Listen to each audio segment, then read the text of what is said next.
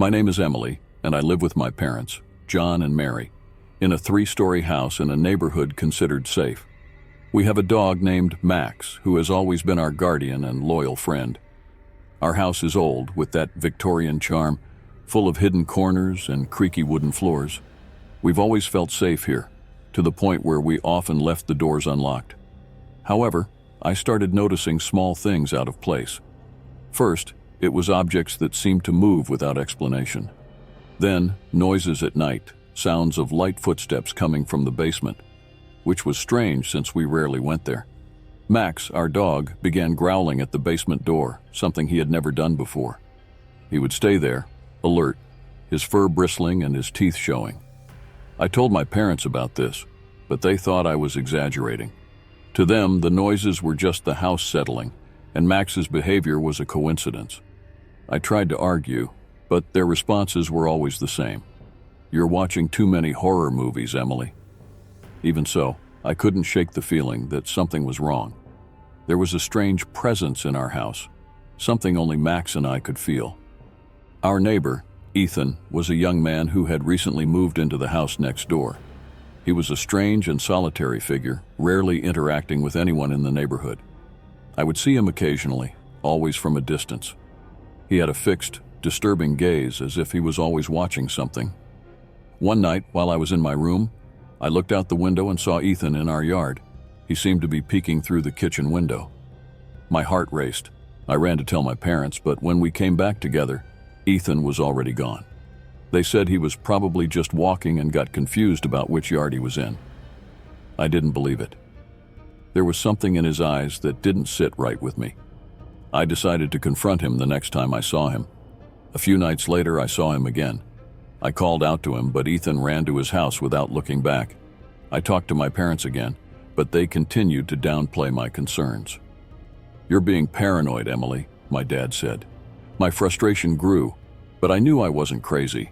Every day, the evidence that something was wrong piled up. I found muddy footprints near the basement entrance and noticed that some of my belongings were mysteriously disappearing.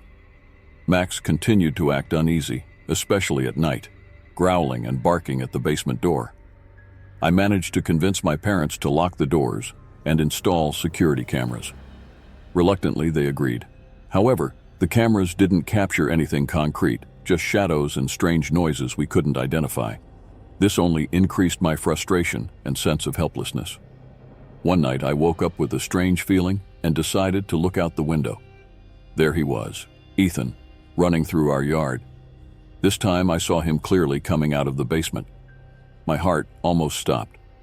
I ran to my parents' room and woke them up, but by the time we got back together, he was gone again.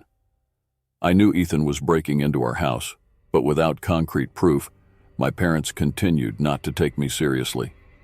Everything changed the night I woke up to the sound of footsteps downstairs. The clock read 3 in the morning, and the house was immersed in an unsettling silence, interrupted only by the soft, constant sound of footsteps. Max was by my side, trembling, his eyes fixed on my bedroom door. I carefully went down the stairs, trying not to make any noise. The kitchen was dark, but I could see a shadow moving. Max started barking furiously, but soon fell silent.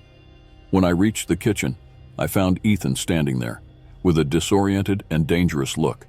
I screamed, and within seconds, my parents came running down the stairs. Ethan, however, fled through the back door before they could catch him. My parents finally believed me.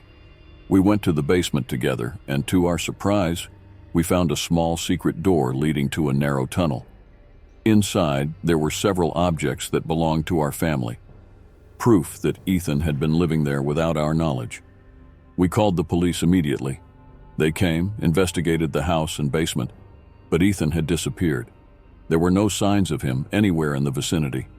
The sense of security we once had was destroyed. My dad installed extra locks and reinforced the windows, but nothing seemed enough to restore peace. A few weeks later, I found something that chilled me to the bone. A recent photo of me and my parents, taken from inside our house. How did Ethan get this? How did he get in again without being seen? The police had no answers, and this only increased the terror we felt. The story ends on a note of unease. I was going to sleep but I heard a faint creaking sound coming from the basement. My heart raced and I was paralyzed, unable to decide whether to investigate or ignore it. I couldn't shake the feeling that Ethan was still around, watching and waiting for the next opportunity.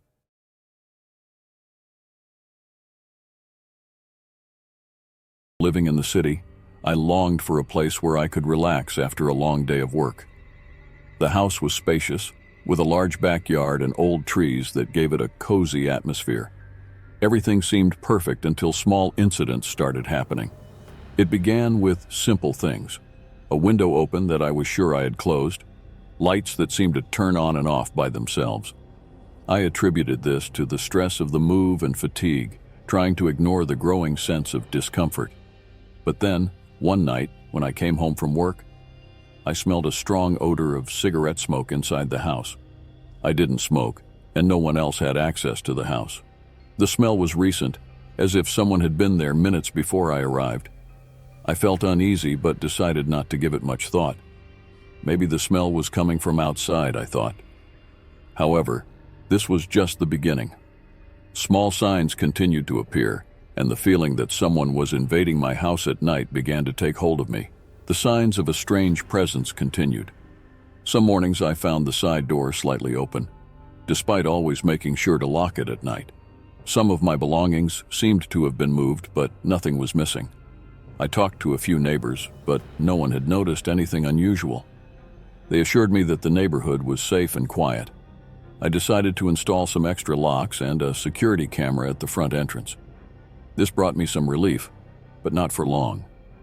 One night, I woke up to the distinct sound of footsteps downstairs. I lay still, trying to listen more clearly. The steps were slow and deliberate, as if someone was exploring the house.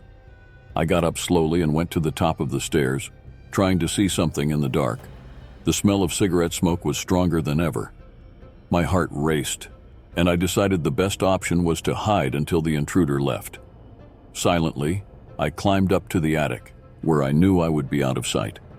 In the attic, my heart was pounding as I listened to the footsteps echoing through the house. The person seemed to be looking for something, moving furniture and opening drawers.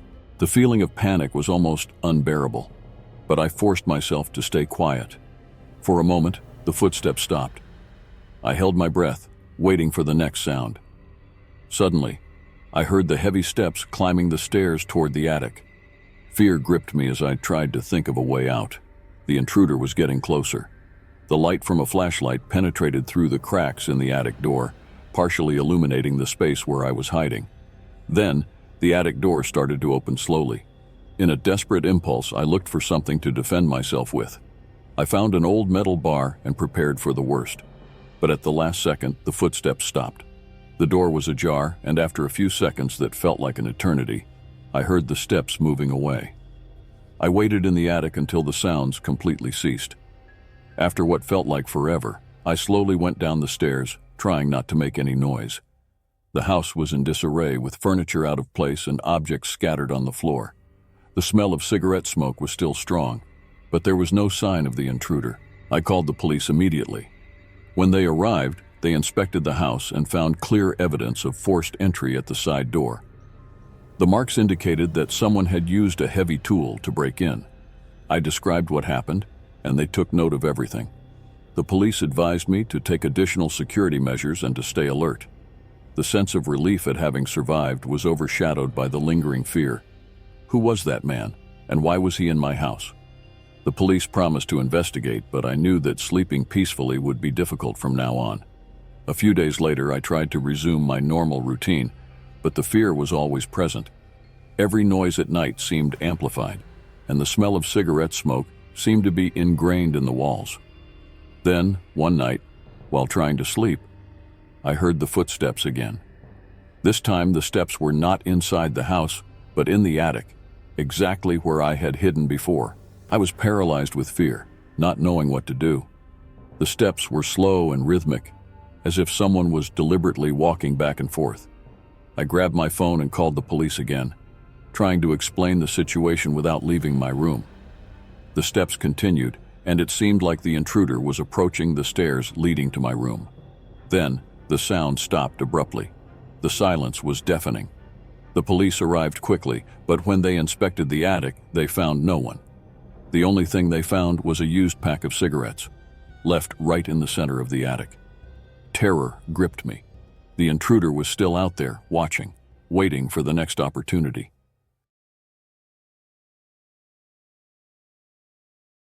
My name is Jake, and I'm a high school student who doesn't have a car yet. I like walking around the neighborhood, especially when the weather is nice. One day, while walking to the park, I encountered a strange man. He was dirty, with tattered clothes and eyes that seemed lost. The smell of alcohol and something stronger emanated from him. I tried to ignore him and kept walking, but he followed me with his eyes. When I passed by him, he muttered something I couldn't understand, but it sent a chill down my spine. I decided to quicken my pace and reach the park without looking back. Even so, the feeling of being watched persisted. I told my friends about the encounter the next day at school. They laughed and said I was overreacting, that he was just a harmless vagrant. I tried to believe that, but I couldn't forget the man's fixed, penetrating stare. From that day on, I started avoiding that route. But the feeling of unease didn't go away. A week later, I went with my friends to a pizza restaurant downtown. We were having fun when suddenly I saw him again. He was across the street, standing and looking directly at me. My heart raced, but I tried to ignore him and continue chatting with my friends. After dinner, as we were walking home, the man appeared again. This time he started following us at a safe distance. My friends finally noticed and got worried. We quickened our pace and entered a convenience store to lose him. After a few minutes, he disappeared, and we managed to get home without further incident. However, the incident left all of us on edge. The man didn't seem like just a harmless vagrant. He seemed obsessed. I started to get paranoid, always looking over my shoulder and avoiding going out alone. Even so, I couldn't escape the feeling that he was always nearby, watching my every move. Things started to get worse when the man showed up outside my school. He would stand across the street, just watching. Sometimes he would wave, but I never waved back. Once he even shouted my name, which terrified me. We had never been introduced. How did he know my name? I told my parents about the man, but they thought he was just a disturbed homeless person and that I didn't need to worry. But I knew something was wrong. He started appearing in the most unexpected places. One morning, while I was jogging around the neighborhood before school, he showed up at the corner, just watching. I immediately changed direction and ran as fast as I could away from him. Fear began to consume my days. I could barely concentrate in class, always worried about when and where he would appear next. My friends were concerned too, but we didn't know what to do. The police didn't seem to take our concerns seriously, and my parents thought I was overreacting. The situation reached its peak on a Friday night. I was coming back from hanging out with friends and decided to cut through the park, something I never did at night. When I was in the middle of the park, I heard footsteps behind me. My heart started pounding as I looked around, trying to see who was there. And then I saw him. The strange man was following me, and this time he seemed more determined, more aggressive. I started to run, but he also picked up his pace. I heard his heavy breathing behind me and felt panic set in. I ran as fast as I could, trying to reach the park exit, but it seemed like he was getting closer. I screamed for help, but the park was deserted. No one came to my rescue. I managed to reach a lit area and looked back, seeing that he had stopped, just watching me from the shadows. I ran all the way home, locking all the doors and windows, but the fear didn't go away. A few days later, I woke up early for my morning run. The sun had barely risen, and the neighborhood was quiet. As I ran, I felt that familiar sensation of being watched. I looked around but saw no one. I kept running, trying to shake off the fear. When I turned a corner, I saw him again. He was standing in the middle of the street, blocking my path.